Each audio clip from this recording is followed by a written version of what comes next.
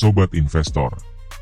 Bayangkan, di tengah riuhnya perbincangan soal masa depan perusahaan teknologi raksasa Indonesia, Gotoh, tiba-tiba muncul kabar yang cukup bikin kaget. Katanya mereka mau diakuisisi Grab. Nah, buat sobat yang mungkin sempat bertanya-tanya atau bahkan ikut deg-degan, kabar ini langsung dijawab tegas oleh manajemen Gotoh sendiri. Mereka bahkan sampai mengeluarkan pernyataan resmi, buat meluruskan semua spekulasi yang beredar. Jadi, sebenarnya apa sih yang terjadi? Yuk, kita bahas lebih lanjut. Selamat datang di Bicara Saham. Saya Ale. Di channel ini kita akan sama-sama belajar tentang berbagai berita, analisis, serta tips dan trik seputar pasar modal. Kami berkomitmen untuk menghadirkan informasi yang mudah dipahami dan bisa langsung diterapkan dalam kehidupan sehari-hari. Jadi, apapun latar belakangmu, kamu akan merasa nyaman mengeksplorasi dunia investasi bersama kami. Sampai hari ini, pihak Gotoh dengan tegas menyatakan bahwa belum ada kesepakatan hitam di atas putih dengan siapapun soal jual beli perusahaan. Artinya, semua kabar yang sempat beredar luas itu masih sebatas rumor. Gotoh sendiri kelihatan santai dan fokus sama urusan internal mereka.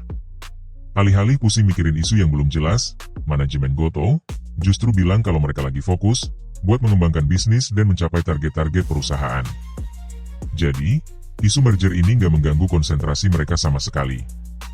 Bahkan, Gotoh sempat memamerkan pencapaian keren mereka di kuartal keempat dan sepanjang tahun 2024 kemarin.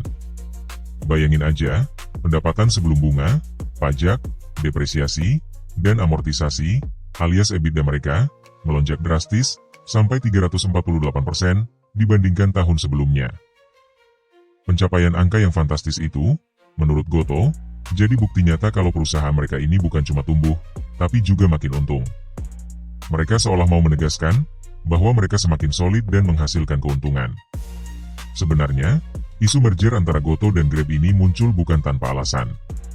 Kabarnya, langkah ini dipertimbangkan sebagai salah satu cara, bagi kedua perusahaan raksasa ini, untuk sama-sama keluar dari masalah kerugian yang mereka alami selama bertahun-tahun. Jadi, bisa dibilang, ini kayak upaya untuk mencari solusi kerugian bersama. Ternyata, pembicaraan soal merger ini bukan barang baru.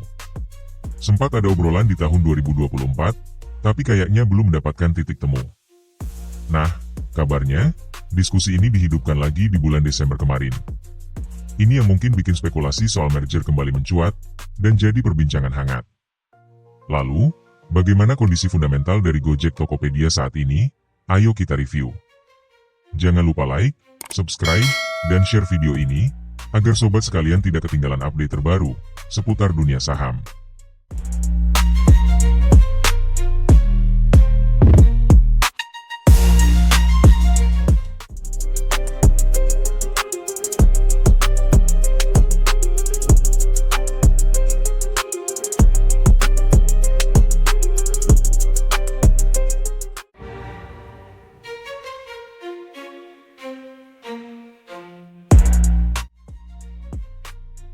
Di sisi lain, siapa sebenarnya yang punya Gotoh ini? Ternyata, pemegang saham terbesarnya itu bukan orang Indonesia, tapi perusahaan dari Singapura, namanya SVF GT Supco. Mereka punya sekitar 7,6% saham. Tapi, yang lebih menarik lagi, sebagian besar saham Gotoh, nyaris 78%, justru dipegang oleh masyarakat luas. Artinya, Gotoh ini sepertinya dimiliki rakyat juga. Meskipun yang punya suara terbesar tetap si perusahaan Singapura itu. Ini menarik, karena perusahaan teknologi raksasa, tapi mayoritas sahamnya di tangan masyarakat. Lalu, bagaimana dengan kondisi keuangannya? Ternyata, aset Gotoh ini menyusut, dari 54 triliun rupiah di akhir 2023, jadi 43,2 triliun di akhir 2024. Ekuitasnya juga ikut turun, dari 35,7 triliun, jadi 30,4 triliun. Angka yang tidak kecil. Tentu, ini jadi catatan penting yang perlu dicermati. Perusahaan sebesar Gotoh, aset dan ekuitasnya kok bisa menyusut? Ada apa di balik angka-angka ini? Tapi, tunggu dulu. Di tengah kabar kurang sedap, soal aset dan ekuitas yang menyusut, ada sedikit angin segar. Utang Gotoh, atau istilah kerennya liabilitas, justru berkurang lumayan banyak, dari 18,3 triliun, menjadi 12,8 triliun. Selain itu, pendapatan Gotoh juga sedikit meningkat, dari 14,7 triliun, menjadi 15,8 triliun. Artinya, meskipun asetnya turun, Gotoh masih bisa menghasilkan uang lebih banyak. Ini seperti sebuah paradoks, di mana aset menyusut, tapi pendapatan malah naik. Nah, sekarang kita lihat lagi ke bagian pengeluarannya. Beban pendapatan Gotoh naik, dari 5 triliun, menjadi 7,4 triliun. Artinya, untuk mendapatkan pendapatan yang sedikit lebih tinggi tadi, mereka harus mengeluarkan biaya yang lebih besar. Tapi, ada kabar baiknya, total biaya dan beban Gotoh secara keseluruhan, justru turun drastis, dari 25 triliun jadi 18,1 triliun. Ini seperti orang yang tadinya boros di banyak hal, lalu mulai pintar-pintar memangkas pengeluaran. Jadi, meskipun beban pendapatan naik, secara total, pengeluaran Gotoh berhasil ditekan. Ini lagi-lagi merupakan hal menarik. Dan, inilah yang mungkin jadi kabar paling menggembirakan, setidaknya di atas kertas. Kerugian Gotoh menyusut drastis. Dari rugi 90,5 triliun di tahun 2023, menjadi hanya 5,4 triliun di tahun 2024. Angka penurunannya sungguh fantastis. Rugi per sahamnya juga ikut menciut, dari Rp85 jadi tinggal Rp5. Ini seperti perusahaan yang tadinya bocor di banyak tempat, lalu berhasil menambal hampir semua lubang. Kerugian yang berkurang begitu jauh, menjadi sinyal positif. Apakah ini pertanda Gotoh mulai menemukan jalannya menuju profitabilitas? Kita lihat saja nanti. Tapi, jangan terlalu cepat bersorak. Meskipun kerugiannya berkurang jauh, Gotoh masih mencatatkan angka merah dalam hal imbal hasil aset dan ekuitas. Return on assets mereka, minus 12,6%.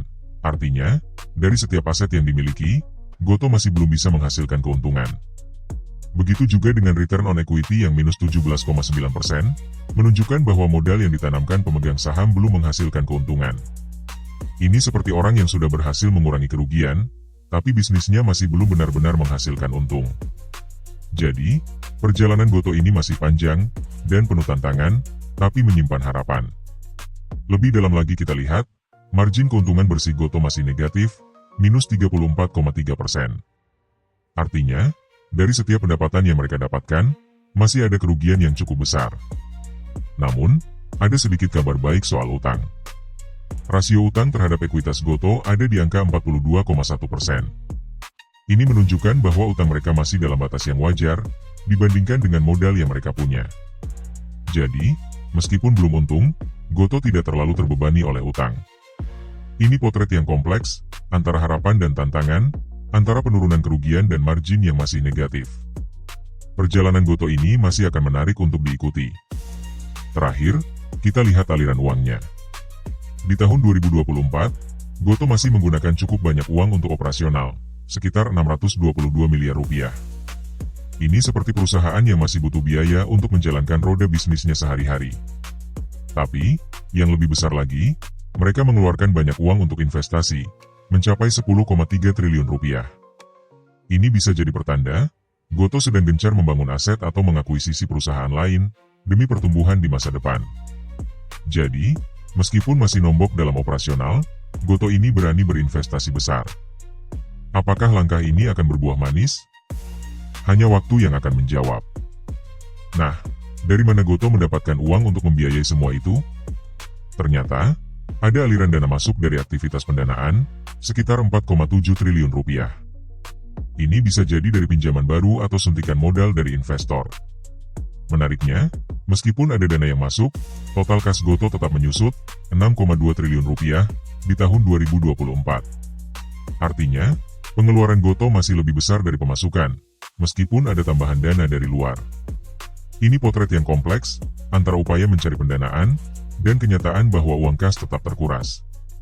Jadi, begitulah potret Gotoh saat ini.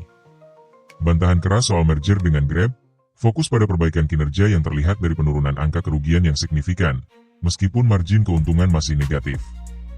Aset dan ekuitas menyusut, tapi utang berhasil dikurangi. Pendapatan sedikit naik, tapi beban pendapatan juga bertambah. Arus kas operasional masih negatif, tapi investasi tetap digenjot. Dan, meskipun ada suntikan dana, kas tetap terkuras. Ini bukan cerita sukses yang gegap gempita, tapi juga bukan kebangkrutan yang mengerikan. Ini adalah perjalanan panjang sebuah perusahaan teknologi raksasa yang sedang mencari keseimbangan antara pertumbuhan dan profitabilitas, antara harapan dan kenyataan pahit. Kita lihat saja, babak selanjutnya akan seperti apa.